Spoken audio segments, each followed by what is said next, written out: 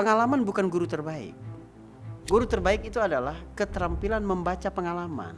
Wah, Keterampilan mengambil pelajaran dari pengalaman. Sebab ada dua orang mengalami pengalaman yang sama, tapi satunya jadi sangat bijak, satunya tetap berjalan di tempat. Karena apa? Karena cara dia mengelola pengalaman tidak benar. Kita tuh nggak harus selalu paham dengan takdir yang menimpa kita pada hari ini. Itu penting banget. Sekarang Bang Bilal ingat aja, 3 capaian paling Bang Bilal syukuri dalam hidup itu apa? Coba bayangkan tuh. Saya bisa begini, saya memperoleh ini, saya ini. 3 aja. Insya Allah salah satunya ada latar belakangnya adalah takdir yang kita tidak sukai di masa lalu. wah, Cara memandang Islam seperti orang luar yang baru pertama kali melihat Islam saja, itu akan mengubah perspektif kita, akan mengubah semangat kita dalam beragama. Belum lagi beberapa hal yang keliru tentang agama. Bagaimana kita menyerap agama itu hanya sebatas informasi. Jadi kalau kita ditanya, siapa Tuhan kamu? Kita bisa jawab, Tuhanku Allah. Tapi seberapa pengetahuan itu memberi perubahan bagi kita? halo semuanya, kembali lagi di podcast Suara Berkelas. Hari ini aku happy sekali karena kita kedatangan tamu berkelas, orang yang bakal bantu teman-teman di sini untuk lebih mindful menghadapi hari-hari kalian. Ada Ustadz Faris Beki. Assalamualaikum Ustadz. Waalaikumsalam warahmatullahi wabarakatuh. Masya Allah. Bang Bilal, terima kasih. Terima kasih Udah Ustadz. undang kita di Suara Berkelas. Masya Allah.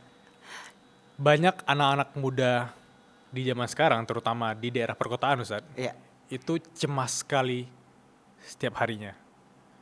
Padahal karena ada akses internet, kita harusnya tahu dong solusi kecemasan ini harusnya solusinya seperti apa gitu.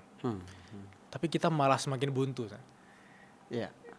Bagaimana Ustadz Faris sendiri melihat fenomena tentang anak muda urban ini dengan kecemasan? Baik. Masya Allah. Kita itu memang gak didesain untuk menyerap banyak informasi. Justru semakin banyak informasi, kita semakin cemas. Makanya kita harus menyaring informasi. Quran gak bilang kita supaya banyak mendengar, bukan. Tapi bagaimana kita menyaring apa yang kita dengar. Memfilter apa yang kita dengar. Jadi konsep bahwa pendengaranmu diminta pertanggungjawaban, lisanmu diminta pertanggungjawaban, penglihatanmu diminta pertanggungjawaban. Berarti Allah pingin kamu harus punya penglihatan yang berkelas. Punya pendengaran yang berkelas. Punya lisan yang berkelas. Jadi kita memfilter itu. Bahkan menuntut ilmu pun kita tidak harus menyerap segala sesuatunya, tidak. Saya belajar dari kisah Nabi Musa dan Nabi Khidir. Jadi Nabi Musa waktu mau ikut Nabi Khidir, Nabi Musa itu bilang, boleh enggak aku belajar sebagian? Qala lahu Musa hal attabi'uka. Ya. Musa berkata kepada Khidir, boleh enggak aku mengikuti kamu, ya? Supaya aku bisa belajar. Supaya engkau bisa mengajarkan kepada litu'allimani mimma 'ullimta rusyda. Mimma itu ada kata min itu dalam kaidah bahasa Arab menunjukkan sebagian. Kita enggak harus menyerap semua. Nah, makanya dikunci di Quran itu disebut kata rusyda. Sesuatu yang bermanfaat untuk jadi petunjuk bagi kita. Sebab banyak informasi itu sampah gitu loh. Jadi Mas Bilal, kita cerita sedikit Bang Bilal. Kita punya ekosistem belajar namanya Iman Path, Urban Muslim Life itu. Itu by riset. Kita meriset perilaku orang-orang urban. Apa yang mereka dengar, apa yang mereka tonton, apa yang mereka, supaya nanti dakwah kita kepada mereka, bagaimana mereka memandang agama, bagaimana mereka beragama, itu benar-benar relevan dengan teks-teks agama tadi. Maka kita lihat misalnya, pada saat kita melakukan riset ini tahun 2012. Kita melakukan itu misalnya, tayangan infotainment di Jakarta waktu itu, sehari semalam itu 52 jam. Dari semua stasiun TV, sehari semalam itu ada 52 jam tayangan infotainment. Kebayang ya, bagaimana kita mau menciptakan generasi yang baik kalau yang mereka dengar, mereka serap berita tentang perselingkuhan, perceraian, konflik, gitu-gitu. Nah, itu yang didengarkan. Orang tua yang sibuk, ayah mereka kerja, ibu mereka kerja, mereka sama asisten rumah tangga di rumah, nontonnya itu. Anak-anak terpapar itu. Nah, mendengar tidak selektif ini menjadi musibah awal bagi kita semua. Sebenarnya begitu.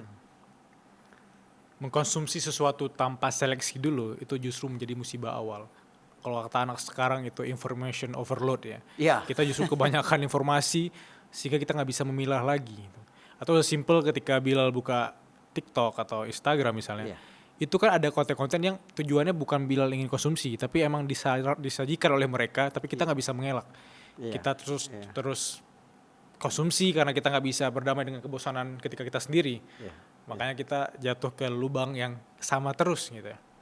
Tapi gimana cara bisa lebih berkelas untuk selektif memilih mana yang baik untuk kita, Ustaz? Karena sekarang kan banyak sekali informasinya gitu. Ya. Tentu saja pertama kalau kita melihat ya bagaimana konsep Islam tentang memilih pergaulan gitu, kemudian menyerap informasi, itu kan berarti kita memang harus ada proses memfilter itu. Itu yang pertama. Yang kedua, dari dalam diri kita juga harus punya imun. Bagaimana ketika konten-konten negatif itu datang, itu tidak mempengaruhi kita. Jadi makanya ketika seseorang di masyarakat urban itu, ada orang tua yang mendidik anaknya itu dengan sistem gimana sterilisasi. Anaknya itu dijaga betul, jangan bergaul dengan ini, jangan mendengar ini. Itu sejauh mana bisa efektif. Tapi ada orang tua yang konsep parentingnya itu imunisasi. Kita tinggal milih aja nih, mau sterilisasi atau imunisasi. Dalam pergaulan begitu. Ketika kita dapat memilih itu, misalnya anak-anak pesantren deh.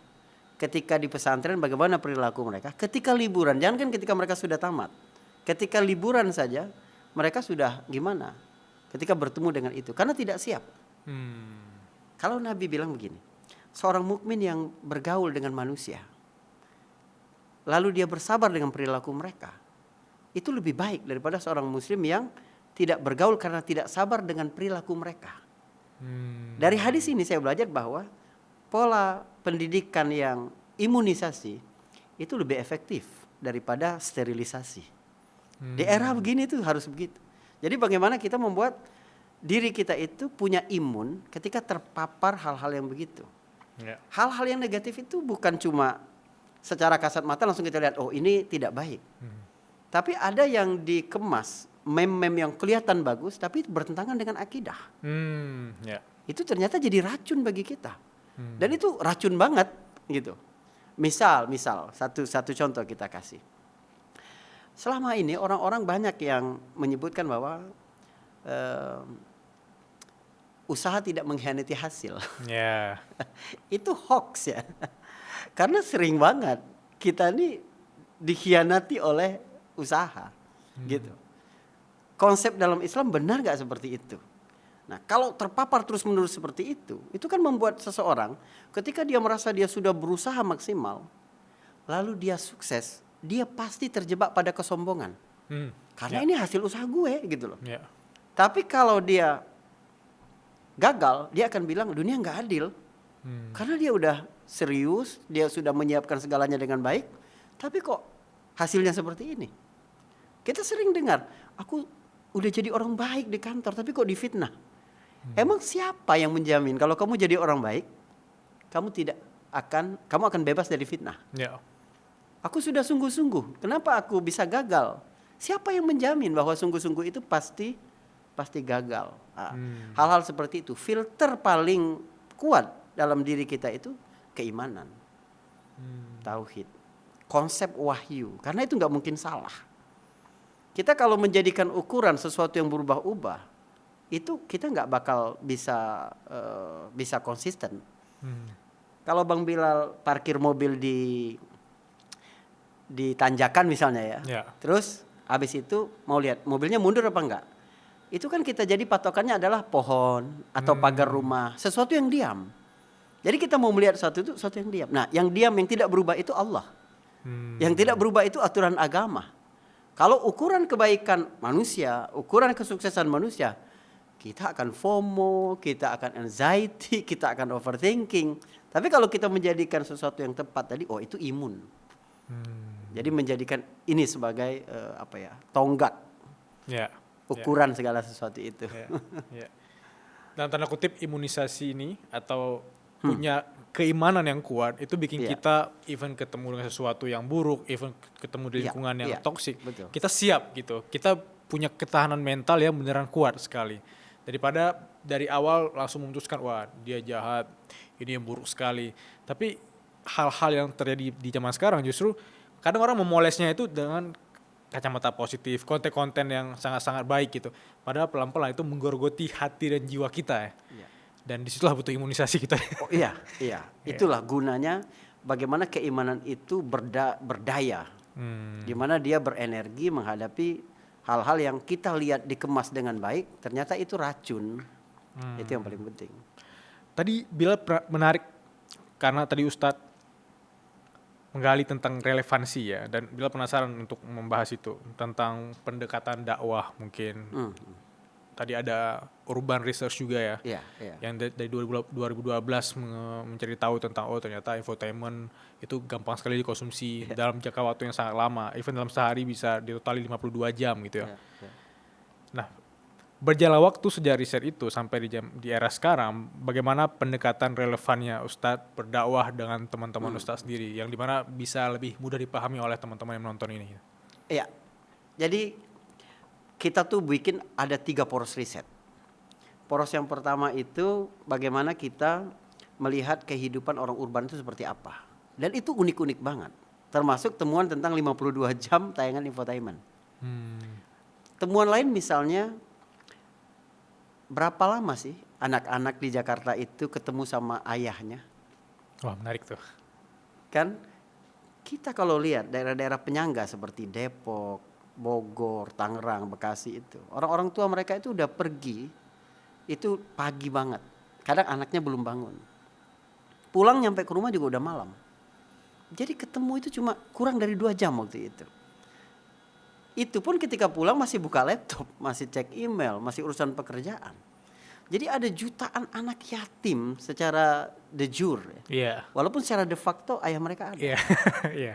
Dan ini ternyata musibah besar lagi gitu. Ketidakhadiran sosok ayah dalam pendidikan itu kan musibah lagi. Jadi ini problem-problem. Apa yang mereka baca, gimana mereka di jalan, gimana mereka di kantor, itu kita baca. Jadi by riset. Hasil riset dari poros pertama ini kita bawa ke teman-teman sarjana agama. Kalau tadi kita melibatkan sarjana sosiologi, psikologi gitu ya. Lalu dibawa ke poros riset yang kedua. Kita bilang ke teman-teman ya, teman-teman tamatan dari Al-Azhar, dari Lipia, dari Madinah waktu itu. Ini problem orang kota-kota besar.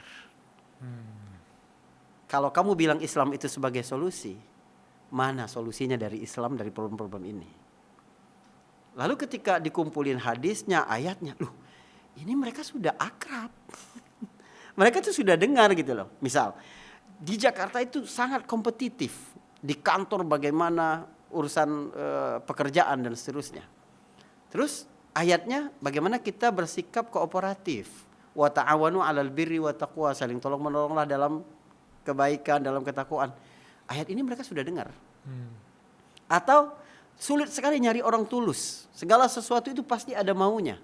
Oh, hadisnya innamal amalu binniyat. Amal itu tergantung dengan niatnya. Gimana kita melakukan? Karena Allah Subhanahu wa taala. Hadis-hadis, ayat-ayat yang mereka dapat, yang mereka sampaikan ini, kumpulkan ini, ternyata ayat-ayat dan hadis yang udah biasa mereka dengar. Berarti ada gap dong antara kehidupan mereka dengan teks agama. Ya. Gap inilah kita bangun path. Makanya iman path kita sebut. Oh, oke. Nah, gimana membangun path itu? Dengan cara mengemas ulang. Gimana kita mengemas ulang hadis innamal a'malu binniyat ini biar nyampe ke mereka. Urusan repackaging, ini kita bawa ke poros ketiga. Itu sampai kita melibatkan orang advertising. Gitu ya. Sampai orang-orang media gitu. Gimana kita mengemas itu? Kemasan ini penting Mas Bilal, tapi banyak orang yang tidak memperhatikan ini secara baik. Coklat itu paling terkenal dari mana? Dari Swiss. Swiss. Di Swiss itu nggak ada sebatang pohon coklat pun.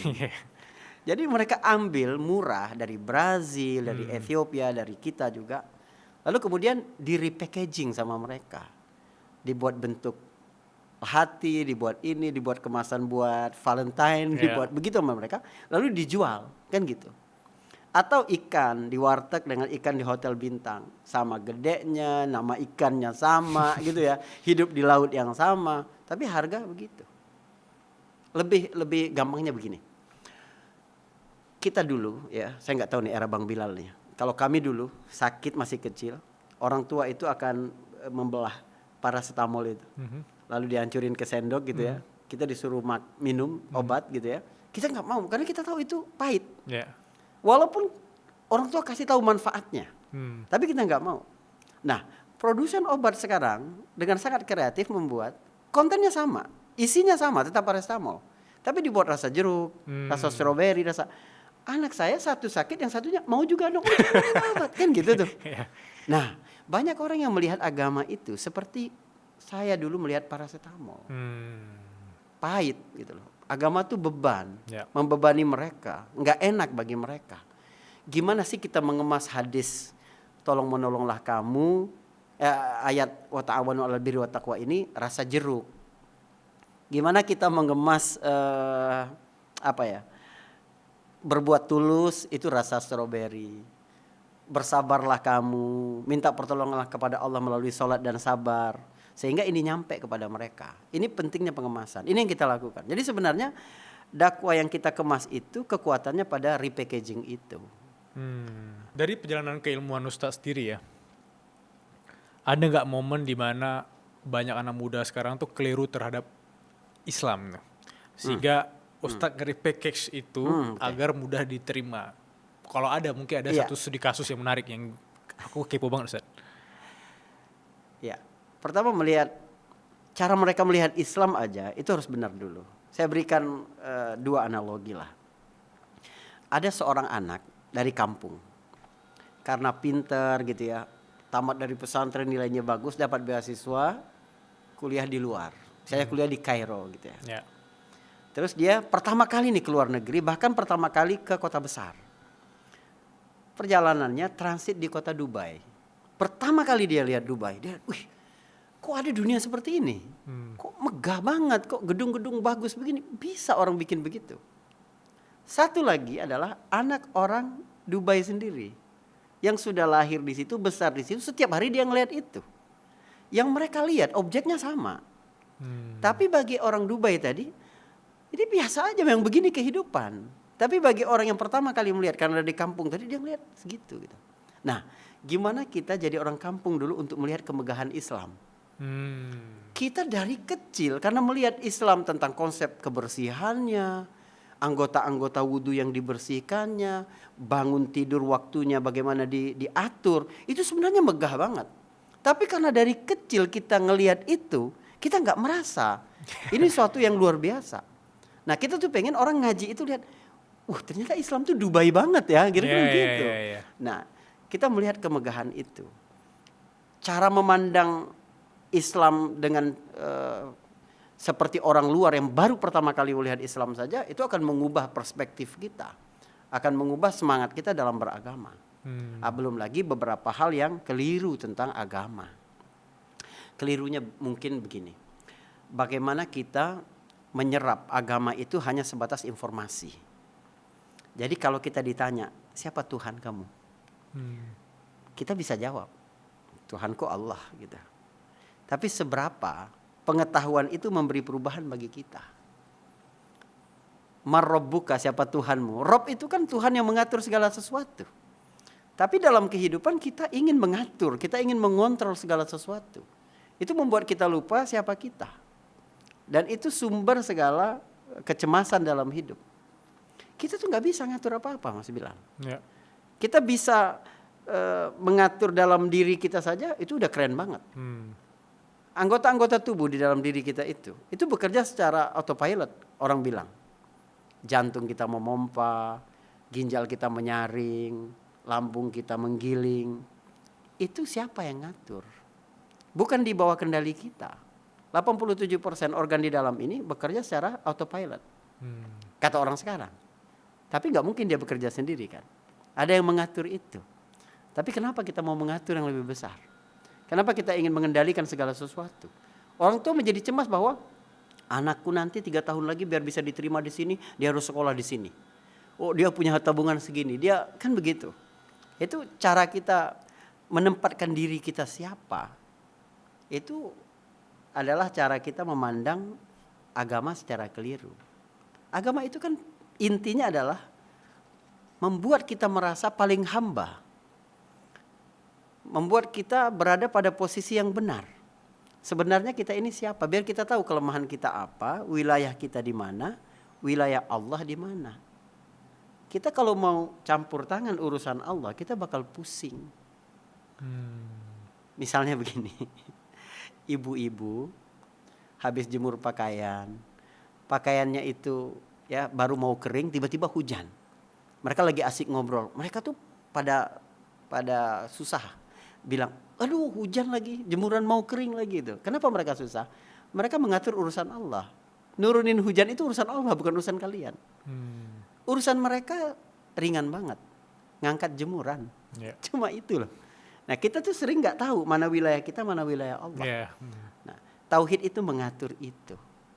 Maka ketika Bani Israel dikejar oleh Fir'aun, di depan mereka ada laut, mereka bilang, kita tamat ini. Innala mudrakun, kita tamat, udah selesai. Fir'aun di belakang. Kata Nabi Musa, enggak, aku punya Tuhan. Inna ma'iya rabbi sayahdin. Tuhanku pasti akan kasih aku jalan keluar di situ. Jadi tahu bahwa posisi kita sebagai hamba, Tuhan nyuruh kamu lari, Tuhan nyuruh kamu menyelamatkan diri.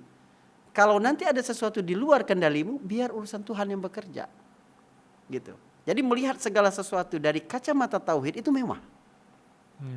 Jadi saya ngelihat Ka'bah dengan melihat COVID-19 dari kacamata tauhid, itu yang saya ajak teman-teman. Karena ada pesan tauhid di segala sesuatu. Kita lihat Ka'bah, rumah Allah. Kebayang gak Bang Bilal? Kenapa sih Allah buat rumahnya di bumi? Allah kan gak butuh rumah di bumi.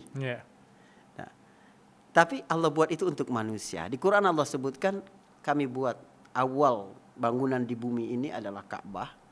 Itu untuk manusia, bukan untuk Allah. Kenapa? Bukankah Allah dekat? Kita bisa minta kepada Allah di mana saja. Tapi kenapa harus melakukan perjalanan jauh ke Mekah? Kenapa? Karena kita adalah makhluk yang juga terdiri dari entitas fisik. Kita bukan cuma jiwa. Kita bukan cuma akal. Kita adalah makhluk yang terdiri dari tulang, dari daging, dari otot. Maka kita butuh merasakan pengalaman fisik menuju Allah. Allah buat itu. Supaya hidupmu berpusat semuanya kepada Allah Subhanahu wa taala. Bahkan Allah menempatkannya di Mekah. Emangnya Allah gak mampu membuat Ka'bah ini di Swiss? Tempat yang hijau, dingin. Kenapa dibuat di Mekah? Gak ada estetika fisiknya sama sekali. Supaya gak tercampur antara orang yang pingin wisata dengan orang yang pingin Allah Subhanahu wa taala. Itu pesan tauhidnya. Jadi kita bukan cuma melakukan perjalanan umrah, perjalanan haji, tidak. Apa pesan tauhid di balik itu? COVID-19 juga begitu. Dari mana pesan tauhid COVID-19? Misal, kita tahu belajar. Menurut saya pelajaran tauhid sangat besar dari COVID itu adalah pelindung sejati kita itu adalah Allah Subhanahu wa taala. Pada saat pandemi kemarin, ada orang-orang sangat disiplin pakai masker, menjaga protokol kesehatan gitu. Tapi kena COVID. Tapi Bang Bilal lihat orang, saya ke Aceh ketika pandemi itu 3 kali. Oh iya. Itu di Aceh seperti nggak pandemi. Iya lagi. Malam gitu. Nggak kena, mereka aman gitu loh. Nah, itu bahwa pelindung sejati itu adalah Allah. Gitu. Tapi nanti kita akan kena nanti. Kalau gitu kita nggak usah berusaha, itu bab lain ya. Kita akan lihat bahwa kamu sudah berhati-hati pun kalau Allah bilang kena. Tapi urusan pakai masker itu kewajiban. Kalau nggak pakai kita berdosa. Itu urusan lain. Tapi ini urusan bagaimana kita memilah mana wilayah kita, mana wilayah Allah. Satu lagi pelajaran COVID adalah penyembuh sejati adalah Allah. Puluhan juta, ratusan juta orang terkena COVID.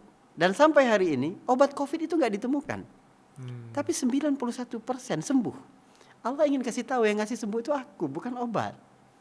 Kamu kalau sakit wajib berobat. Itu syariat, itu bentuk ketaatan. Tapi yang menyembuhkan adalah Allah. Ini banyak banget bukti dalam kehidupan. Dan ini juga membantah usaha tidak mengkhianati hasil.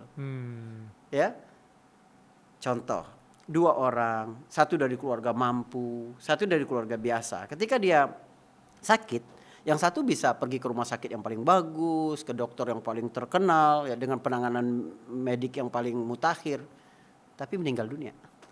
Satu lagi karena nggak mampu, dia cuma bisa beli obat-obat herbal, dia beli minum rebusan daun apa gitu, terus sembuh. Lalu orang bilang, oh kalau sakit A, nggak usah ke rumah sakit, minum ini aja. Oh enggak, berobat itu wilayahmu, tapi menyembuhkan itu wilayah Allah. Menurut saya, kalau kita dapat memilah-milah mana wilayah kita dan mana wilayah Allah, itu sudah selesai urusan-urusan isu-isu kesehatan mental itu bekerja dalam diri kita. Makanya kita sampai nanti, kalau kita benar tauhidnya, kita sampai kepada kesimpulan yang menarik bahwa ada masalah dalam keimananmu sampai kamu merasa bahwa kamu adalah orang yang paling bahagia di dunia. Gak ada orang yang lebih bahagia dari kamu kecuali dia lebih kenal Allah dibanding kamu. Dia lebih bagus tauhidnya dibanding kamu. Gak ada itu, gak mungkin ada. Jadi saya yakin bahwa saya ada orang yang paling bahagia. Yang bisa ngalahin saya adalah orang yang lebih kenal Allah dibanding saya. Wah, saya catat poin-poin penting, Ustadz. Yang pertama, saya penasaran sekali konsep bahwa agama itu membuat kita merasa paling hamba kan. Iya. Apakah dalam konteks Islam sendiri ketika kita sholat, kita ada sujudnya, itu membuat siapapun, mau jabatan kamu yang paling hebat, mau siapapun kamu tetap bersujud karena kamu adalah hamba. Iya. Apakah itu relevan sekali untuk teman-teman memahami ini? Ya, itu dalam konteks bagaimana ibadah ritual menguatkan pesan-pesan itu. Tapi dalam kehidupan sehari-hari kita tuh banyak sekali dikuatkan oleh hal-hal seperti itu. Misalnya, bagaimana Allah merusak hukum sebab akibat dalam kehidupan. Merusak dalam tanda petik. Ini buku lagi saya tulis. 10 hukum sebab akibat. Beyond mindfulness. Gitu ya. Allah membuat hukum sebab akibat itu cuma untuk menjadi aturan bagi kalian hamba. Bukan untuk membatasi kuasaku. Kira-kira pesan Allah itu begitu. Aku ciptakan hukum sebab akibat. Itu cuma jadi pedoman untuk kalian. Kalau nggak ada hukum sebab akibat, kita hidupnya nggak waras karena nggak ada pedoman. Misalnya gini, hari ini api dibuat panas, besok sama Allah dibuat dingin, besoknya hangat gitu ya. Bang Bilal tanya ke mamanya, mama hari ini masak apa? Besok masak apa mah? Tergantung api, panas apa enggak. Tapi kita tahu kalau mau bakar sate, mau masak soto, pakai api kenapa? Karena ada hukum sebab akibat. Tapi Allah sering ngingatin kita, hukum ini buat kalian ya, bukan buat gue. Allah tuh bilang bukan buat aku tuh. Maka Allah sering merusak hukum sebab akibat. Misal, kadang ada sebab tapi tidak ada akibat. Misalnya Nabi Ibrahim dibakar ke api, sebab. Tapi nggak terbakar. Allah mau kasih tahu, yang punya hukum sebab akibat kan aku. Jadi walaupun ada sebab, kalau aku bilang nggak jadi, akibat nggak jadi. Kadang tanpa sebab terjadi akibat. Misal, hukum sebab akibat bilang, untuk jadi seorang anak manusia harus terjadi pertemuan antara sel sperma dan ovum di masa subur. Nabi Isa diciptakan Allah tanpa itu. Aku bisa ciptakan akibat tanpa sebab. Karena aku pemilik segala sesuatu. Dalam hidup kita juga begitu. Ada banyak orang yang menikah. Laki-lakinya sehat, perempuannya sehat. Bertahun-tahun gak punya anak. Allah mau kasih tahu, anak itu urusan aku. Kita kuliah di bidang apa, dapat rezekinya di mana? Itu nggak selalu sebab akibat tadi bekerja secara paralel dalam hidup kita, supaya mengembalikan kita. Kamu harus menjalankan sebab-sebab ikhtiar, tapi kamu nggak boleh menuhankan sebab. Dan itu wilayah kita untuk mengupayakan itu ya? Iya, bekerja dalam hukum sebab akibat itu wilayah manusia, wajib. Nabi bilang ikat ontamu lalu tawakal sama Allah. Wilayah ikhtiar tuh. Berkata-kata dakwahlah kepada Fir'aun dengan bahasa yang lembut. Itu wilayah kita. Manusia lebih mudah tersentuh dengan bahasa yang lembut. Tapi Allah sejak awal sudah tahu Fir'aun ini gak bakal beriman. Tapi kan Musa gak peduli dengan wilayah Allah. Yang penting Allah perintahkan aku menjalankan perintah. Jadi anak sakit, kita bawa ke dokter, itu karena kita menjalankan sebab. Tapi kita jangan menuhankan itu. Yang menyembuhkan Allah. Makanya kalau nyuruh anak minum obat, jangan bilang, minum obat nak biar sehat. Jangan. Minum obat nak karena ini perintah Nabi. Begitu anak sehat, syukur sama Allah nak, Allah yang kasih kesehatan. Biar anak enggak menuhankan obat. Ibu-ibu enggak bisa ngomong ke anaknya, papa kerja ya, cari duit. Jangan. Papa kerja karena ini perintah agama. Papa cari rezeki yang halal karena ini perintah Allah. Ketika ayah pulang bawa uang, enggak boleh bilang ini hasil ayah kerja, enggak. Ini rezeki dari Allah Subhanahu wa taala. Jadi anak enggak bakal flexing, enggak bakal sombong. Karena rezeki itu dari Allah. Dan dia punya keteladanan bahwa ayahnya adalah seorang pejuang nafkah, sanggup pergi pagi, letih, capek, tapi apa? Tapi untuk anak-anaknya. Dia bekerja untuk anak-anaknya. Tapi rezeki dari Allah Subhanahu wa taala. Ini harus kita bedain. Udah. Oke. Aku lagi sibuk nulis. Sebagai teman-teman yang juga lagi aktif nulis dan mau hasilin 2-3 digit sebulan dari nulis dan kalian gak tahu caranya, tenang. Aku ada satu website simple yang bisa bantu kamu monetisasi hasil tulisanmu. Karena aku udah ngerasain dari nol sampai di fase sekarang tulisanku dibutuhin oleh banyak orang. Fitur blog di LinkedIn bisa jadi solusinya. Kamu bisa tulis artikelmu, insight, cerita, atau edukasi panjang langsung di satu halaman yang rapi. Jadi ketika ada audiens yang mau belajar lebih dalam tentang isi kepalamu atau tentang cerita-cerita kamu tinggal arahin mereka ke blog yang kamu tulis di LinkedIn. Daripada kamu harus balesin DM satu persatu, WA satu persatu, kamu tinggal balas aja. Aku udah nulis kok di LinkedIn. Lebih praktis, lebih profesional, dan konten kamu atau tulisan kamu tuh jadi punya rumahnya sendiri. Karena kadang ya, yang kamu butuhkan itu bukan cuma kontenmu atau tulisanmu yang viral dan rame, tapi konten atau tulisan yang bisa terus ditemukan oleh audiensmu. So, langsung aja cobain fitur blog di LinkedIn. Tadi Ustadz menyinggung tentang pesan tauhid itu sebenarnya bisa kita lihat di segala sesuatu ya. Iya.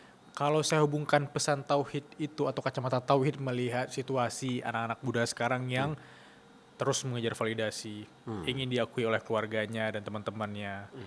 Kerja keras terus sebagai kuda sehingga nggak ada waktu untuk dirinya sendiri, sehingga kembali lagi ke looping burnout, stress, overthinking gitu. Bagaimana kacamata tauhid bisa melihat fenomena ini, Ustaz? Iya. Allah punya standar, manusia punya standar. Kita kalau mengikuti standar manusia itu akan berubah-ubah terus. Tapi kalau kita mengikuti standar Allah, itu akan damai kita. Jadi melihat segala sesuatu dengan kacamata tauhid itu akan menggeser kita dari pola kehidupan yang egosentrik kepada kehidupan yang Allah sentrik. Gampangnya begini. Egosentrik itu menjadikan diri sebagai pusat segala sesuatu. Poros kehidupan itu adalah diri. Jadi ketika Bang Bilal ditawarkan satu proyek atau satu jabatan, Bang Bilal kalau masih nanya, saya dapat berapa? Untungnya bagi saya apa? Berapa lama BEP ini bisnis, gitu ya? Selalu menjadikan diri kita sebagai sentral tuh ukuran, standar. Itu pasti kita akan khawatir. Kalau tiba-tiba nggak dapat, kalau tiba-tiba dikhianati, kalau tiba-tiba kan begitu. Tapi kalau kita sudah bergeser kepada Allah sentrik, ketika datang tawaran seperti tadi, Bang Bilal nanyanya, Allah ridho nggak dengan model bisnis begini? Ke Allah dulu. Ada nggak hak manusia yang aku zalimi kalau aku terima jabatan ini? Wow. Ada nggak batas-batas syariah yang kita langgar kalau kita tetap jalan? Jadi ketika keuntungannya di depan mata itu dalam kalkulasi manusia sangat besar, tapi itu tidak diridhoi sama Allah, kita nolak. Gitu. Dalam hukum sebab akibat tadi, ya ada hukum yang saya tulis tuh, hukum keberapa tuh, tentang hukum moral. Hukum moral itu bagaimana kita mendahulukan sebab akibat yang dibuat oleh Allah, sebab akibat dari informasi wahyu dibanding sebab akibat yang sudah berjalan berdasarkan kultur. Misalnya begini, kalau di negara kita katakan misal untuk lancarnya satu proyek dengan pemerintah misalnya, itu harus nyuap, harus nyogok. Sementara kita tahu itu secara moral, agama haram. Orang bilang begini, kalau nggak nyogok nggak bakal dapat proyek ini. Oke, nggak apa-apa. Kita memang nggak dapat proyek itu. Hukum sebab akibat secara kultural ya. Kita nggak bisa dapat kecuali dengan nyogok. Tapi ada hukum sebab akibat yang dikasih tahu sama Nabi. Siapa yang meninggalkan sesuatu yang haram karena Allah, maka Allah akan ganti yang lebih besar lagi. Jadi kita maju aja dengan standar-standar kehalalan yang sudah jelas tadi. Kita nggak melakukan pelanggaran-pelanggaran agama, tidak. Sekiranya kita tidak dapatkan itu karena kita meninggalkan hal yang haram, Nabi udah janji deh sama kita bahwa ada sesuatu lagi. Itu membuat kita insya Allah nggak burn out ya. Karena kita tahu bahwa segala sesuatu sudah dicatat oleh Allah Subhanahu Wa Taala. Ya, kita cuma menjalankan perintah-perintah. Nah, perintahnya ini harus tidak kelar dari jalur-jalur itu.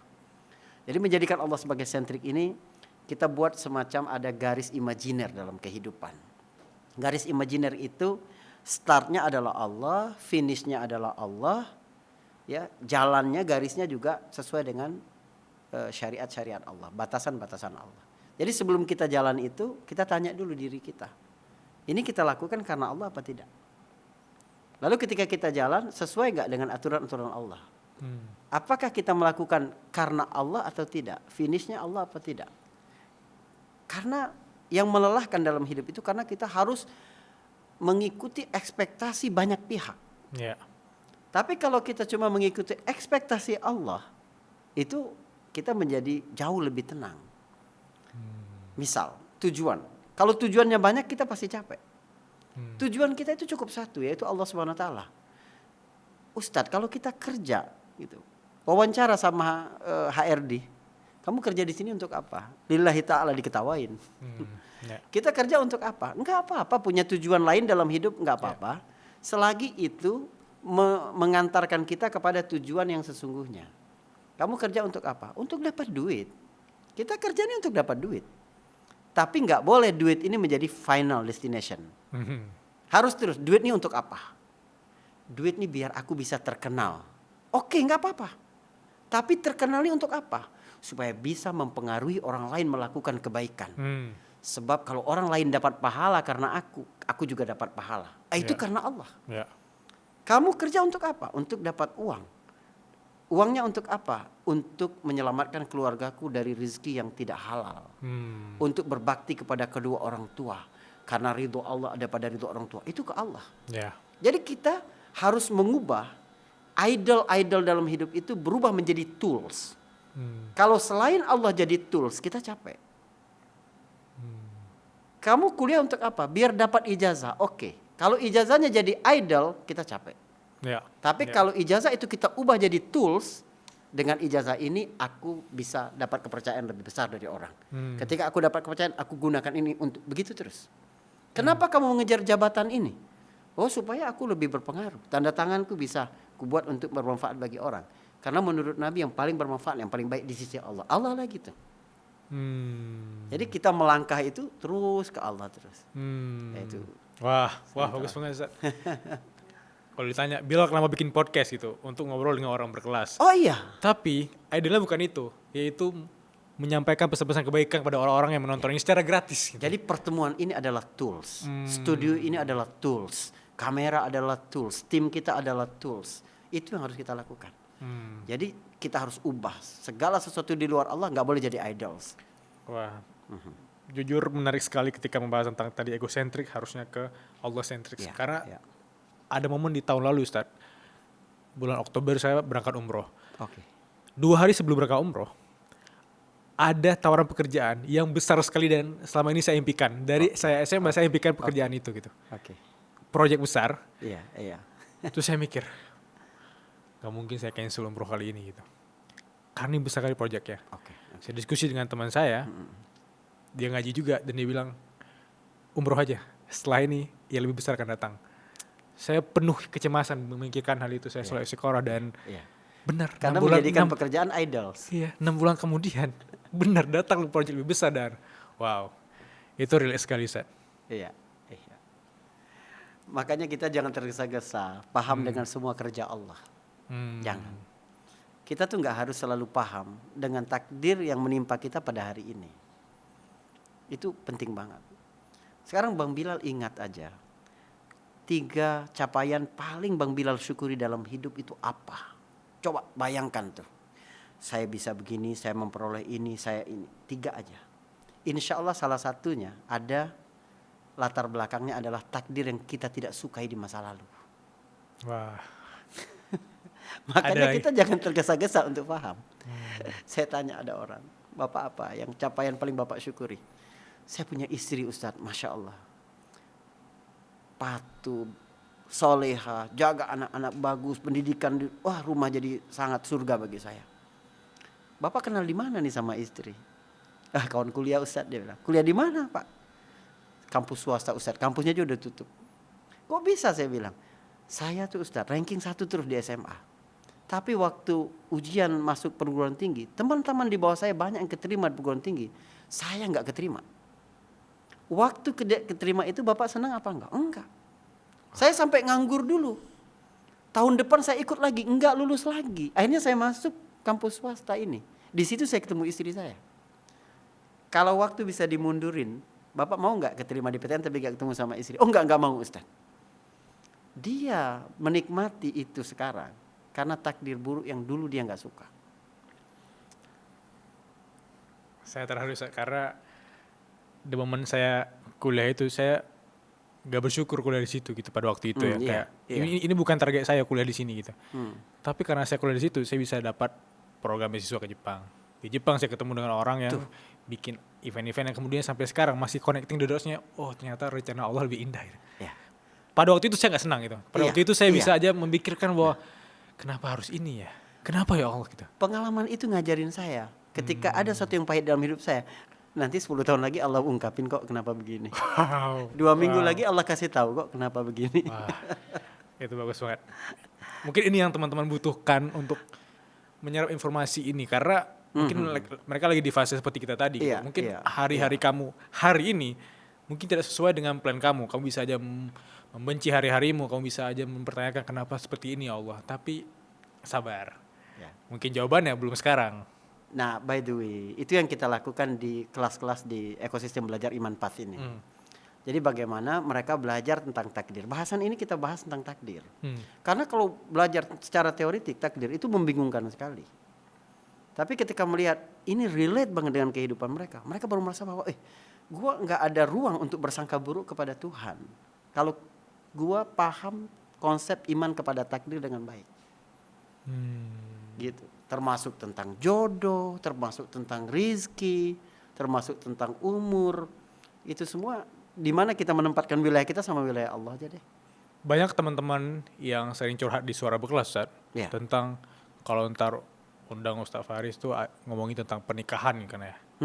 Dan ada data yang saya kaitkan bahwa data BPS menunjukkan angka pernikahan di Indonesia itu katanya menurun setiap tahun Ustaz. Karena anak muda sekarang itu kan terlalu cemas memikirkan tentang risiko finansialnya sehingga pernikahan itu ditunda ya. Kalau dikaitkan dengan keilmuan Ustadz dan apa yang kita bahas sejak menit awal tadi sampai di menit sekarang, bagaimana harusnya teman-teman memahami pemahaman tentang pernikahan itu sendiri bagi teman-teman yang belum menikah bahkan? Iya. Saya ngelihat justru generasi sekarang itu sebenarnya lebih realistis. Jadi ketakutan mereka itu juga real gitu loh. Wajar mereka punya ketakutan itu. Tapi kalau kemudian ketakutan itu membuat dia tidak membuat satu keputusan tanpa batas waktu, itu jadi masalah. Kalau ketakutan itu membuat dia harus merasa sempurna dulu di berbagai bidang, itu bermasalah. Rasa takut itu nikmat dari Allah loh. Ya, yang menyelamatkan kita itu rasa takut. Kalau nggak ada rasa takut, penting nikah aja nanti pokoknya. Nggak bisa begitu. Kita kalau anak masih kecil, ajak ke taman safari misalnya, ketika sampai di tempat hewan buas, dia lihat harimau bagus sekali warnanya atau apa, kita buka pintu mobil dia nggak takut, dia pergi ke situ kan nggak selamat. Kalau kita takut kenapa? Karena kita tahu. Gitu. Itu kan ketakutan yang menyelamatkan kita. Ya. Jadi dalam pernikahan itu memang ada batas-batas ketakutan yang memang harus kita jaga. Gimana kita menjalankan hukum sebab akibat tadi. Gimana kita berpikir rezeki, gimana kita berpikir gitu. Tapi itu nggak berarti kita harus menyempurnakan segala sesuatu. Karena ketika kita faham tentang wilayah kita dan wilayah Allah tadi, kita tahu kita itu cuma diwajibkan untuk berusaha semaksimal yang kita bisa aja. Karena nggak bakal sempurna. Nah, menyempurnakannya itu adalah wilayah kita berserah ke Allah. Ada hal yang menarik nih, Bang Bilal. Ini termasuk tentang pernikahan, tapi ini bicara tentang peperangan. Di Quran tuh ada persamaan ketika Allah membahas tentang pasangan, ketika Allah bahas tentang peperangan. Bisa jadi kamu benci sesuatu tapi itu baik bagi kamu. Bisa jadi kamu benci sesuatu tapi Allah simpan kebaikan di situ. Itu bicara tentang perempuan, pasangan, bicara tentang peperangan. Gimana kita menyiasati hal-hal yang gak mungkin kita bisa menyiapkan secara sempurna. Emangnya ada peperangan yang sesuai dengan rencana dari sejak awal? Amerika nyerang Iran gak nyangka bahwa bakal banyak kejutan. Israel ketika menyerang Gaza gak menyangka bahwa begitu gitu loh. Nah, umat Islam juga begitu. Dalam urusan pernikahan juga begitu. Jadi kamu cukup siapkan saja semampu kamu, nanti Allah yang menyempurnakan. Tentang perang itu Allah bahas begini. Di surat Al-Anfal Allah bicara tentang perang Badar. Perang Badar ini perang luar biasa. Salah satu dari 10 perang yang mengubah wajah dunia. Di ayat ke-60 Allah bilang, siapkan semampu kamu kekuatan. Wa a'iddu lahum mastata'tum min quwwah. Kamu siapkan kekuatan semampu, semaksimal mungkin yang kamu bisa lakukan. Tapi di ayat ke-17 Allah berkata sejak awal, falam taqtuluhum walakinallaha qatalahum. Wa ma ramaita idh ramaita walakinallaha rama. Bukan kamu yang bunuh, Allah yang bunuh. Bukan kamu yang melepaskan anak panah, tapi Allah yang melepaskan anak panah. Jadi di satu ayat Allah bilang, siapkan semampu kamu, semaksimal mungkin, seolah-olah kemenangan dari usaha. Tapi di ayat yang satu Allah bantah. Enggak, semua itu adalah kerja Allah. Nah, makanya menarik. Ketika Allah memerintahkan kita siapkan kekuatan, Allah bilang, mastata'tum min quwwah. Sesuai dengan kemampuan kamu saja. Allah enggak bilang begini, wa'iddu lahum mithla quwwatihim quwwah. Siapkan kekuatan selevel dengan kekuatan musuh. Atau fauqa quwwatihim quwwah. Siapkan kekuatan di atas kekuatan musuh. Enggak. Jadi kalau musuh punya kekuatan A, B, C sampai Z, kamu cuma bisa menyiapkan sampai E, sampai F. Cukup kamu sampai F. Allah nanti yang menyempurnakan G, H, I, J, K sampai Z-nya itu. Nah, kita kalau memaksa diri melakukan persiapan-persiapan di luar kemampuan kita nggak nikah-nikah dong kalau begitu. Saya tuh ada satu nasihat ya waktu sebelum nikah dulu. Dia bilang, adalah senior bilang gini, Mas Faris dia bilang, kalau saya bilang, walaupun Mas Faris bisa punya uang sebelum nikah untuk beli rumah, jangan beli rumah dulu. Beli rumah itu setelah menikah. Supaya istri itu nggak merasa menumpang seumur hidup. Kalau segalanya sudah sempurna, lalu kita menikah, istri masuk ke rumah kita, itu dia akan merasa dia menumpang di rumah kita sepanjang hidup. Tapi dengan rumah yang mulai dibangun dari awal, dipilih secara bersama-sama, direnovasi, dibentuk, itu beda banget. Jadi ada wilayah-wilayah yang memang harus kita siapkan. Harus ada ketakutan yang realistis juga. Tapi nggak boleh kita harus sempurna dulu segala sesuatu baru menikah. Itu sempat jadi pertanyaan saya sih, kayak kalau segala sesuatu itu sempurna dan tiba-tiba kita menikah, maka apa yang harus diupayakan bersama? Bagaimana menikmati proses bersama pasangan tadi ya? Kayak kita hilang momen di prosesnya itu ya, karena di sini udah siap, segalanya. Dan kalau ada hal-hal yang bersinggungan, kayak kita tuh bisa aja punya ego yang besar untuk bilang, kamu kan numpang, kamu tiba-tiba orang baru yang hadir di hidupku yang sempurna ini gitu ya. Wah, itu paling menarik ya. Tapi bukan berarti teman-teman tidak harus berupaya, jadi kalian harus berupaya. Ya. Atau kalian harus mempersiapkan gitu. Tapi di level A sampai F semaksimal apapun kita menyiapkan itu nggak bakal sempurna. Karena nanti kesulitan-kesulitan yang kita temukan di jalan rumah tangga itu justru syahdunya di situ. Sama seperti perjalanan. Ya, perjalanan umroh kemarin Bang Bilal. Yang paling ingat yang mana? Pasti yang paling susahnya, yang paling capeknya. Iya, kuliah di Jepang dulu mana yang paling diingat? Pasti part-part yang tidak enaknya itu. Tapi itu akan berubah jadi kenangan, berubah jadi cerita, berubah jadi itu yang kita nikmatin. Setuju sekali. Saya masih ingat momen-momen di mana pahitnya menikmati hidup, pahitnya berjuang, dan itulah yang bikin hidup ini indah Ustaz, untuk dikenang dong. gitu ya. Iya dong. Iya. Apa insight baru ke teman-teman di sini yang belum nikah atau yang sudah menikah juga tapi ingin tahu dari kacamata Ustadz sendiri tentang bagaimana harusnya menjalani hidup setelah menikah, bagaimana konsep pembagian suami dan istri gitu ya. Mungkin wilayah-wilayah apa yang harus kita tahu juga Ustadz. Oke. Jadi ketika kita menjalankan peran-peran dalam hidup nih, kita nih dalam hidup nih punya banyak peran, punya banyak identitas. Begitu kita lahir, kita menjalankan peran sebagai anak, sebagai warga negara Indonesia. Lalu kita sekolah sebagai siswa, lalu kita mengajar sebagai guru, lalu kita berdagang sebagai pedagang, lalu kita beli sebagai pembeli, kan gitu. Ketika menikah, kita menjalankan peran sebagai suami, sebagai istri gitu. Kita mesti tahu peran inti dalam kehidupan itu apa. Sehingga peran-peran yang kecil itu harus menguatkan peran inti. Misalnya gini, peran inti kita ini adalah hamba Allah. Itu peran utama kita. Maka peran apapun yang kita jalani harus menguatkan peran itu, peran sebagai hamba Allah. Jadi saya bilang ke istri saya, aku akan menjalankan peranku dengan baik sebagai suami. Tapi di atas itu, aku menjalankan peranku sebagai hamba. Kalau dia minta sesuatu yang bertentangan dengan perintah Allah, mohon maaf, aku nggak mau merusak peran yang lebih tinggi tadi. Orang tua minta kita melakukan sesuatu yang dilarang oleh Allah. Kita walaupun menjalankan peran anak, tapi sebelum aku menjadi anakmu, aku adalah hamba Allah. Yeah. Jadi kita baik kepada pasangan, itu bukan karena takut sama istri, tapi karena takut sama Allah. Kita menjaga peran kita sebagai hamba Allah.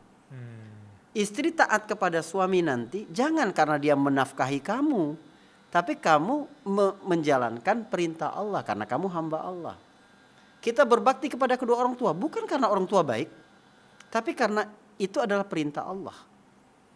Jadi kalau kita melakukan hormat kepada suami, taat kepada suami berdasarkan uang belanjanya, ketika diuji urusan ekonomi kita nggak taat dong. Begitu juga seorang suami kepada istri, ketika istrinya melakukan kesalahan atau ketika ya ada satu kasus dalam kehidupan, dia kemudian jadi jahat kepada pasangannya. Padahal Allah perintahkan kamu harus baik kepada pasangan. Kamu harus baik kepada anak, kamu harus baik kepada orang tua. Jadi apapun yang kita lakukan, menjalani peran-peran sosial pun itu hakikatnya untuk menguatkan peran kita sebagai hamba Allah Subhanahu wa taala. Sehingga stabil kita. Yeah. Ketika suami uang belanjanya lebih atau kurang tetap taat. Karena kita menjalankan peran kita sebagai hamba Allah yang memerintahkan kita untuk taat sama suami.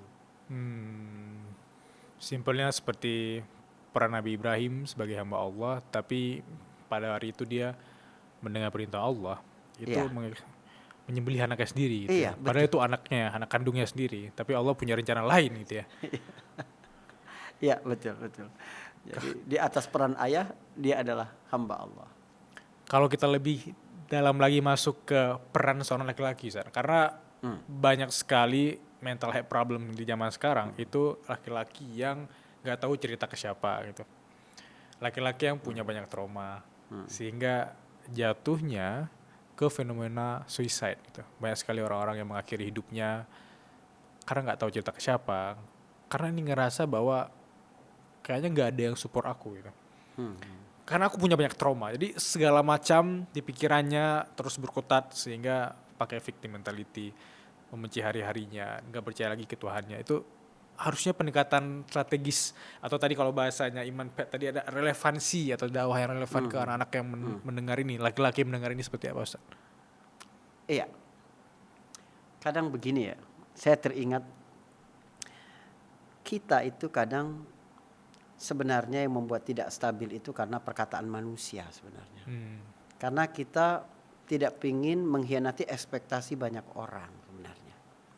Misalnya begini, kita udah keluar rumah, semangat, vibe-nya positif, pengen kerja dengan penuh spirit pada hari itu gitu.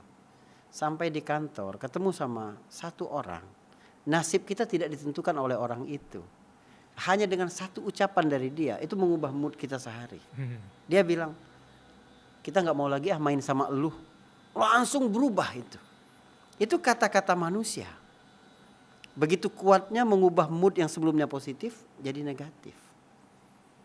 Tapi kenapa kata-kata Allah yang bilang ke kita, kalau hambaku bertanya tentang aku dekat ya. Kenapa nggak mengubah kita? Saat kita sedang terpuruk, saat kita merasa bahwa tidak ada teman untuk bercerita. Kenapa kata-kata Allah yang terbukti tidak bisa diubah, terbukti kebenarannya sudah belasan abad sampai sekarang itu nggak ngaruh ke dalam diri kita. Di mana kedudukan Allah di dalam diri kita tuh? Itu cara kita tadi memandang segala sesuatu tadi. Allah nggak mungkin salah dong. Allah nggak mungkin ngingkarin janji, nggak mungkin, gitu. Nah, tapi kan orang tidak kenal Allah sehingga merasa bahwa dia ditinggalkan oleh Allah, gitu. Kalau manusia memang bisa ninggalin kita kok. Kamu bisa mencintai siapapun dalam hidup, tapi pada saatnya dia bakal pergi. Tapi kalau sama Allah dia nggak pernah pergi. Allah ngingatin Nabi itu indah sekali. Ma wadda'aka rabbuka wa ma qala. Allah nggak mungkin pamit sebentar aja. Wadda'a itu artinya pamit sebentar loh. Bukan Allah bilang Allah nggak mungkin ninggalin kamu, enggak. Allah pamit sebentar aja dalam hidupmu itu nggak pernah. Apalagi Allah membenci kamu. Jadi cara kita membaca Allah Subhanahu wa taala, cara kerjanya, sifat-sifatnya, pengalaman kita selama ini dengan Allah Subhanahu wa taala, itu menentukan kita akan bercerita kepada siapa, akan mengadu kepada siapa, gitu. Kalau kita kehilangan itu, kita kehilangan kebahagiaan di masa depan. Kayak gitu. Ustadz Faris sudah menulis 8 buku dan menerjemahkan lebih dari 20 buku. Tapi kalau boleh Bil tahu, apa benang merahnya Ustadz dari keilmuan Ustadz ini? Apa benang merahnya yang bisa Ustadz share kepada kita terhadap pemahaman Islam yang lebih baik tentang definisi kita sebagai hamba? Apa benang merahnya Ustadz yang kita butuh tahu sebelum kita masuk ke Q&A? Apa ya? Saya tuh suka nulis apa saja yang saya lihat, apa saja yang saya rasakan, terus saya ngambil pelajaran dari situ. Karena saya percaya ya, Bang Bilal, pengalaman bukan guru terbaik. Guru terbaik itu adalah keterampilan membaca pengalaman. Wah. Keterampilan mengambil pelajaran dari pengalaman. Sebab ada dua orang mengalami pengalaman yang sama, tapi satunya jadi sangat bijak, satunya tetap berjalan di tempat. Karena apa? Karena cara dia mengelola pengalaman tidak benar. Jadi ada satu buku, receh banget, saya nulis ketika saya kuliah di Turki, Letters from Turkey. Surat-surat dari Turki. Itu tentang apa yang saya lihat keseharian, terus apa pelajaran yang dapat saya ambil. Misalnya saya ngelihat orang Turki, cara mereka minum teh. Turki itu unik sekali. Jadi teko tehnya itu ada 2 tingkat. Air panas biasa dan induk atau biang teh yang kental banget. Nah ketika dia menyajikan ke orang-orang itu, dia akan sesuaikan dengan selera. Ada yang suka tehnya muda, maka dikit aja biangnya, air panasnya yang banyak. Ada yang suka tehnya tua, maka biangnya lebih banyak, tapi air panasnya yang sedikit. Itu kan tentang klasifikasi sikap. Yang kita berikan tetap teh, tapi semua orang senang. Jadi ketika kita bergaul dengan setiap orang yang berbeda, dengan cara yang berbeda, itu bukan munafik, tapi klasifikasi sikap. Nabi bergaul kepada Utsman beda dengan kepada Abu Bakar, kepada Umar. Nabi pernah duduk di rumah, tersingkap sebagian pahanya. Waktu Abu Bakar masuk, Umar masuk, Nabi biarin begitu. Tapi begitu tahu yang minta izin masuk Utsman bin Affan, Nabi tutupin dulu, baru Nabi silakan masuk. Waktu pulang Aisyah tanya, ya Rasulullah kenapa kamu memperlakukan itu ke Utsman, enggak ke Abu Bakar, ke Umar? Kata Nabi, gimana aku enggak malu pada orang yang Allah pun malu kepadanya. Itu kan klasifikasi sikap. Nabi takut karena Utsman punya itu. Dunia ini tenang banget kalau kita nggak minta kepada orang pelit. Orang itu kan pelit kalau diminta. Kalau kita nggak nakut-nakutin orang penakut. Kalau kita nggak gelitikin orang yang gelian, gitu kan, itu aman dunia. Hal-hal yang seperti itu sih, yang receh itu saya tulis juga dalam kehidupan. Sampai masalah-masalah tauhid tentu saja. Ya, ada beberapa. Gimana obrolan kami tadi? Seru banget kan? Tenang, jangan skip dulu ya. Ini bukan iklan. Aku butuh ketemu dengan orang-orang yang serius mau belajar proses kreatif suara berkelas dari nol sampai punya 1 juta subscribers. Mulai dari gimana aku menemukan ide, gimana scriptingnya, gimana eksekusi long form podcastnya, long form kontennya, gimana kemudian eksekusi di short formnya, sampai ke kita belajar detail tentang konten waterfall, dan yang paling penting gimana caranya kita bisa monetisasi. Semua hal tentang proses kreatif dari nol kita akan kita bedah detail di. So, tunggu apa lagi? Langsung aja klik link di deskripsi. 3 pertanyaan Ustaz dari teman-teman suara berkelas. Pertanyaan pertama dari FZFTRI. Saya melihat teman-teman saya yang mu'alaf itu lebih rajin belajar tentang Islam dibandingkan saya. Tapi bagaimana pendekatan kita yang terlahir Muslim malas belajar tentang dasar-dasar Islam? Saya itu sebenarnya lagi bimbing juga beberapa orang. Ya, kalangan terkenal lah di Indonesia. Cuma harus dirahasiakan. Ya. Ada yang mu'alaf, ada yang dalam proses menuju itu, gitu ya. Menarik, ada yang bilang begini ke saya tuh. Itu Bang Bilal kenal, semua kenal ini orang. Ya. Dia masih rahasiakan itu. Ya. Dia bilang, saya tuh menemukan jawaban-jawaban dalam kehidupan saya itu dalam Islam. Dia menemukan banyak jawaban dari persoalan-persoalan hidupnya itu dari Islam. Makanya dia tertarik untuk belajar Islam. Tapi membuat saya ragu untuk syahadat adalah banyak banget kewajiban di dalam Islam. Okay. Apakah nanti saya begitu masuk saya harus menjalankan semua kewajiban itu? Nah, ini hal yang paling mendasar. Gimana kita melihat perintah Allah itu bukan beban. Bang Bilal. Kita di Iman Path itu mengemas belajar Islam itu harus dari dasar. Segala sesuatu itu harus dipelajari dari mulai hal-hal yang fundamental. Kita tuh nggak pingin orang belajar Islam itu seperti nonton bioskop. Hanya menjadi wisata spiritual. Dia cari tuh mana judul yang paling menarik. Aktor yang paling terkenal gitu ya. Ustadz yang paling viral gitu. Enggak, kita pengen you harus ngambil Islam ini semua. Tapi kita bertanggung jawab untuk melihat sisi mana sebenarnya yang menarik dari setiap pembahasan-pembahasan pada dasar-dasar Islam.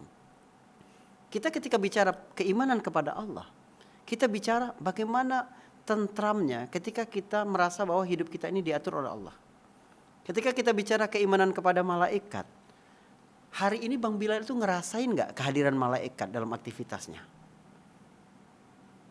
Allah buat apa sih cerita Jibril datang ke Maryam, kemudian Maryam merasa takut, Jibril bilang, itu Allah ingin kita juga merasakan pengalaman yang sama. Bagaimana malaikat hadir dalam hidup kita. Hadis-hadis Nabi tentang, misalnya tentang di majelis ilmu, malaikat datang, mendoakan. Itu biar kita merasakan kehadiran malaikat. Ketika kita keluar rumah, mengucapkan Bismillahirrahmanirrahim, la haula wala quwwata illa billah. Itu ada malaikat loh yang membisikkan kita. Laqad hudita wa kufita wa wuqita. Kamu sudah dapat petunjuk. Kamu sudah dicukupkan. Kamu sudah dijaga sama Allah. Lalu setan ngajak temannya pergi. Pergi kita. Buat apa kita mengikuti orang yang sudah dijamin, digaransi oleh Allah. Gak bakal bingung. Gak bakal kekurangan. Gak bakal celaka. Kita ngerasain itu. Ya, bagaimana kita dalam setiap aktivitas kita itu disertai oleh malaikat. Begitu juga ketika bicara tentang iman kepada Nabi. Gimana sih kita membangun jembatan Nabi yang hidup 1500 tahun yang lalu dengan kita pada hari ini? Apa yang menghubungkan kita dengan Nabi? Hal-hal yang seperti itu supaya kita faham bahwa betapa sayangnya Allah ketika Allah memberikan syariat. Allah menurunkan Al-Quran. Allah mengutus para Nabi dan Rasul. Kita mulai dari logika paling dasar nih Bang Bilal. Apa tujuan kita ada di dunia? Itu benar gak kita bisa menjawab? Karena penting. Kita seberapa sih sering bertanya kepada diri kita tujuan kita ada di dunia ini apa? Saya contohkan. Ada orang pertama kali datang ke Aceh. Lalu tanya ke Bang Bilal. Rekomendasi dong tempat-tempat ke Aceh. Kemana saya harus pergi? Bang Bilal jawab apa coba? Pantai Lampuk. Pantai Lampuk terus? Museum Tsunami. Museum Tsunami ya, itu menarik, bagus. Ya. Masjid Raya Batur Rahman. Masjid Raya Batur Rahman, oke. Padahal jawaban yang paling tepat adalah tanya dulu. dia ke Aceh itu untuk apa? Oh. Kalau dia datang untuk melanjutkan pendidikan, Bang Bilal kasih taunya kampus-kampus rekomendasi di Aceh. Kalau dia datang untuk bisnis, Bang Bilal kasih tahu tempat-tempat sentra-sentra bisnis yang bisa dia lakukan. Kecuali dia datang sebagai turis, oke. Yeah. Kita kasih tahu tempat-tempat wisata tadi. Kalau sekiranya dia datang sebagai pelajar, lalu Bang Bilal ajak ke tempat-tempat yang tadi, memang dia puas, memang dia merasakan keindahan. Tapi pulang, papanya nanya, udah ketemu belum kampus? Berhasil nggak? Kan enggak. Jadi kita harus pertanyaan yang paling mendasar tentang agama. Untuk apa kita ada di bumi? Untuk apa kita diciptakan? Ini kadang nggak menjawab. Sehingga orang melihat agama itu beban. Ya.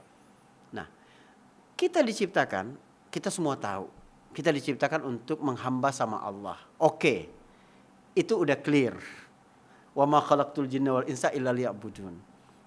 Tidak diciptakan jin, aku tidak ciptakan jin dan manusia kecuali untuk mengabdi, menghamba kepadaku. Berarti apapun aktivitas kita harus bentuk penghambaan kepada Allah. Kita bekerja, kita liburan, kita ngopi. Gimana itu bentuk ibadah? Kita bisa konversi itu. Karena kalau ibadah dipahami yang sempit, cuma sholat, cuma puasa. Loh, berarti 23 jamnya, 22 jamnya enggak ibadah dong. Padahal kita ini enggak diciptakan kecuali untuk itu. Artinya tidurmu harus dikonversi punya nilai ibadah. Ya. Liburanmu harus dikonversi jadi nilai ibadah.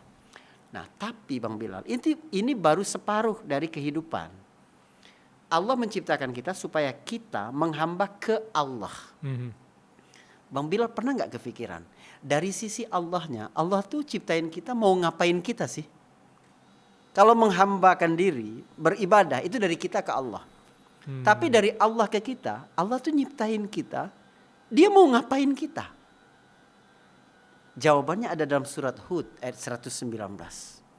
Allah menciptakan kita untuk menyayangi kita, untuk mencintai kita. Illa man rahima rabbuk walidzalika khalaqahum. Kecuali yang dicintai oleh Tuhanmu, disayang oleh Tuhanmu, karena untuk itulah Allah menciptakan kamu. Kalau tadi dari sisi kita ke Allah menghamba, berarti apapun aktivitas kita harus bentuk penghambaan kepada Allah. Nah, sekarang kita balik. Karena Allah menciptakan kita untuk menyayangi kita, maka apapun dari Allah itu pasti bentuk sayang Allah ke kita. Apa sih dari Allah ke kita itu? Ada 3. Pertama adalah ciptaan-ciptaannya. Yang kedua adalah ketetapan takdirnya. Yang ketiga adalah syariatnya. Langit, bumi, air, ya kan? Semua, orang tua kita, anak-anak. Itu dari siapa? Dari Allah. Allah berikan itu bentuk sayang Allah kepada kita. Oke. Kita punya otak, kita punya pernafasan yang baik, kita punya tangan yang bekerja sempurna. Itu kan ciptaan Allah, bentuk Allah sayang ke kita. Nah, takdir dari siapa? Juga dari Allah. Karena Allah sudah state, Allah menciptakan untuk menyayangi, untuk mencintai, maka takdir pun bentuk sayang Allah ke kita. Baik yang kita suka ataupun yang enggak kita suka. Jadi segala sesuatu yang ditetapkan dalam hidup kita pasti itu bentuk sayang Allah sama kita. Kita kecelakaan kecil bentuk sayang Allah menyelamatkan kita dari kecelakaan yang lebih besar. Kita ditahan.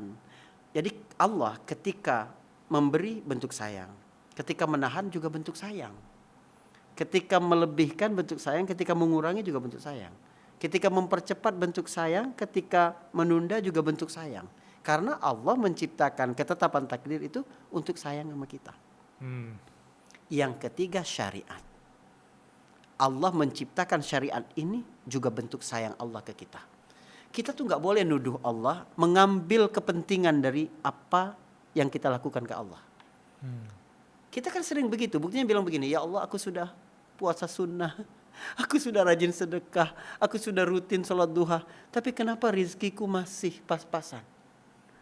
Padahal sholat sunnah itu sendiri adalah bentuk sayang Allah. Nikmat Allah kepada kita yang menggerakkan hati kita untuk ibadah itu juga nikmat dari Allah Subhanahu Wa Taala. Jadi syariat Allah itu Allah nggak ngambil kepentingan apa-apa.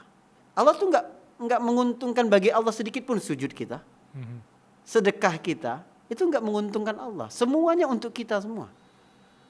kita sujud, kita berhaji, kita sedekah, itu untuk kita semua. Oh, itu banyak sekali. Bisa dilihat dari berbagai hal. Kita belajar di master kelas Iman Pet itu, kita belajar. Sholat itu apa saja kebaikan-kebaikan Allah dalam perintah sholat. Apa saja kebaikan Allah dalam perintah puasa. Kan gitu. Jadi puasa itu bukan hanya menyehatkan fisik. Tapi kemampuan mengendalikan diri itu bagaimana menyelamatkan manusia. Kemampuan mengendalikan diri itu menyelamat relasi sosial. Ya. Kemampuan menahan diri itu membuat anak tidak punya luka pengasuhan. Kemampuan itu dari puasa dididik. Begitu juga kita melihat yang lain. Jadi kita pingin setiap muslim melihat kewajiban-kewajiban dari Allah itu adalah gift. Ya. Adalah kado dari Allah Subhanahu wa taala. Itu. Bagus banget, Ustaz. Bagus banget. Satu pertanyaan yang merangkum segalanya sebenarnya. Kita ke pertanyaan kedua ya dari CIYFFAH Sifah. Ustadz, saya mau nanya, menurut Ustadz sendiri pernikahan yang dihasilkan dari pacaran itu bagaimana ya Ustadz? Iya. Setiap orang itu punya ruang kelam masa lalunya masing-masing. Allah Subhanahu wa taala tidak melihat masa lalu ya. Kita memang faham bahwa banyak sekali perkara-perkara negatif yang dihasilkan dari pacaran. Termasuk bagaimana hubungan setelah mereka sudah menikah. Itu kalau pola pacaran yang bebas, itu membuat rasa percaya kepada pasangan setelah menikah itu berkurang. Cara kita menyikapi pasangan, ekspektasi ketika pacaran, karena yang ditampilkan ada hal-hal yang baik. Lalu kemudian setelah menikah tahu aslinya seperti apa. Kekecewaan itu juga membuat pernikahan rapuh. Itu harusnya menjadi pelajaran. Bahwa kita jangan mengulangi hal yang sama dalam kehidupan kita. Umur kita kan terlalu pendek untuk trial and error. Jadi kalau kita sudah dapat kasusnya dari orang lain, udah lu nggak usah nyoba. Udah terbukti begini gitu loh. Tapi bagi orang yang sudah terlanjur, nggak ada kata terlambat. Sebelum kita menghembuskan nafas terakhir. Maka apa yang diperintahkan oleh agama? Pertama kita bertaubat, menyesali bahwa kita faham hal-hal buruk banyak sekali terjadi ketika pacaran. Yang kedua bagaimana kita mengikuti keburukan-keburukan itu dengan kebaikan-kebaikan. Jadi kalau dulu dosa dilakukan oleh tangan, maka sekarang perbanyak tangan kita melakukan kebaikan. Tangan yang sama melakukan kebaikan. Dulu dosa dilakukan oleh mata, maka sekarang kita gunakan mata untuk hal-hal yang sifatnya kebaikan. Ya, begitu juga dilakukan oleh anggota-anggota tubuh yang lain. Itu harus kita gunakan untuk hal-hal yang positif supaya menghapus hal-hal yang negatif tadi. Gitu. Jadi kita nggak boleh juga terlalu dibebankan oleh sejarah masa lalu yang kelam itu. Karena bagi Allah yang penting adalah bagaimana sisa hidup ke depan yang akan kita jalani itu, gitu loh. Kita ke pertanyaan ketiga. Pertanyaan ketiga dari Anggia Sarasvati. Dia nanya, Ustadz, saya cuma mau curhat. Saya sedang berada di lingkungan kerja yang tidak suportif. Bagaimana strategi simple untuk menjaga benteng iman saya agar tidak ikut ternodai ya, tanpa saya harus mengisolasi diri saya dan ansos. Iya. Komunitas itu kan bukan dibentuk oleh satu keadaan saja. Jadi kalau kamu punya komunitas di kantor yang toksik, kamu kan masih juga punya circle-circle lain yang positif. Itu yang dikuatkan.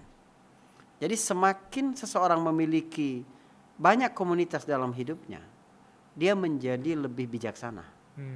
Kalau kita merasa dunia kita satu-satunya adalah pertemanan di kantor, begitu ini selesai, kiamat kehidupan kita. Ya. Allah mendidik Rasulullah ini keren banget ya. Dalam usia kurang dari 10 tahun, Nabi punya sampai 6 komunitas yang berbeda. Di rumah ibunya, di rumah Suwaibah, di rumah Halimah Sa'diyah, di rumah Abdul Muthalib, di rumah Abu Thalib, 5. Dan itu punya pola yang berbeda-beda semua. Sehingga Nabi ngambil pelajaran apa saja di situ. Itu yang membuat seorang cerdas emosi. Jadi karena kita tidak bisa mengontrol lingkungan seperti apa, maka yang kita kontrol adalah diri kita dong. Kecerdasan emosi ketika kita berhadapan dengan hal-hal yang tidak ideal dalam hidup. Nah, kecerdasan emosi itu kemampuan mengendalikan diri, kemampuan berempati, kemampuan untuk mendengar suara hati. Itu jangan sampai mati dalam diri kita. Hidup ini kan aktivitas saling mewarnai. Yang penting warna kita lebih tua daripada warna lingkungan. Itu yang saya sebut imun tadi. Kalau warna kita lebih tua, maka apapun yang masuk ikut kita dong. Ya. Warna hitam itu masuk warna kuningnya dia jadi hitam, masuk warna merah jadi hitam, masuk gitu. Nah, jadi aktivitas saling mewarnai itu kita warnai, kita kuatkan diri kita supaya kita yang mewarnai lingkungan, bukan lingkungan yang mewarnai kita. Ya, dan balik lagi ke level keimanan kita juga, punya state atau pola kemampuan diri di mana banyak orang yang mungkin toksik tapi kita tetap kuat dengan mental kita sendiri bahwa saya seperti ini gitu, saya seperti ini. Iya. Kita sudah menyelesaikan 3 pertanyaan. Terakhir dari saya, Ustaz. Iya. Kayak berat ini. Berat biasanya. Dan tiba-tiba, the worst advice yang pernah Ustadz Faris terima. Kita adalah apa yang kita pikirkan. Wah, kenapa tuh? Jadi kalau kamu berpikir bisa, pasti kamu bisa. Kalau kamu berpikir positif, alam akan positif kepadamu. Itu sampah tuh menurut saya. Kenapa, Ustaz? Karena saya sering berpikir bahwa saya bisa, ternyata nggak bisa. Ini kata-kata seolah-olah motivasi yang sangat indah ya. Bagaimana kita menjaga mindset positif dalam diri kita. Jadi alam semesta itu akan bersekutu sesuai dengan kemampuan kita. Tapi ini bermasalah dari agama, bermasalah dari realita, dan bermasalah untuk ketahanan mental kita. Ini perkataan seolah-olah sakti sekali, tapi dia bertentangan dengan konsep takdir di dalam Islam. Kalau kita percaya bahwa apapun yang kamu pikirkan itu pasti bisa kamu lakukan, itu kita seperti aliran Qadariyah. Kita yang meng-create takdir. Asal kita berpikir begini, pasti kita bakal bisa lakukan itu. Dalam Islam nggak begitu. Karena kehendak kita tetap di bawah kehendak Allah. Kita mesti berpikir positif. Tapi ketika gagal pun kita harus positif. Gitu. Jadi yang paling penting kita lihat dalam agama itu, bersama kesulitan ada kemudahan. Bersama kesulitan ada kemudahan. Sampai diulang sama Allah 2 kali. Artinya bersama satu kesulitan itu tidak-tidaknya ada kemudahan. Itulah optimisme seorang mukmin. Optimisme di barat itu bilang begini, seburuk apapun hari ini, ada besok yang cerah. Segelap apapun malam ini, bakal terbit fajar yang terang. Iya, kalau bagi orang yang melewati malamnya dengan tenang, semalam itu pendek. Tapi bagi orang yang cemas, semalam itu bisa keputusan bunuh diri. Dalam Islam, optimisme itu nggak mengenal delay. Seburuk apapun hari ini, besok. Oh, baru besok. Kalau dalam Islam enggak. Seburuk apapun kamu melihat hari ini, pasti ada kebaikan di dalamnya. Di hari itu juga. Di hari itu juga. Jadi kita belajar menerima gitu. Bahwa keputusan Allah itu yang terbaik. Ketetapan Allah itu yang terbaik. Saya berusaha untuk positif dalam berpikir, dalam berusaha, berstrategi, karena itu kewajiban kita sebagai hamba. Kita diamanahi akal, kita diamanahi bisa membaca pola-pola, kita diamanahi kemampuan, skill-skill dalam kehidupan. Itu kita gunakan sebagai bentuk amanah kita. Tapi kalau urusan hasil, udah itu serahin sama Allah. Gak usah kamu campuri urusan Allah, pusing kamu. Gitu. Terima kasih banyak Ustaz Faris sudah selalu berkelas. Jujur ini daging sekali. Semoga teman-teman juga bisa mencatat poin-poin hari ini dan semoga kalian bisa menerapkan juga di hidup kalian. Terima kasih banyak. Terima kasih semuanya. Assalamualaikum.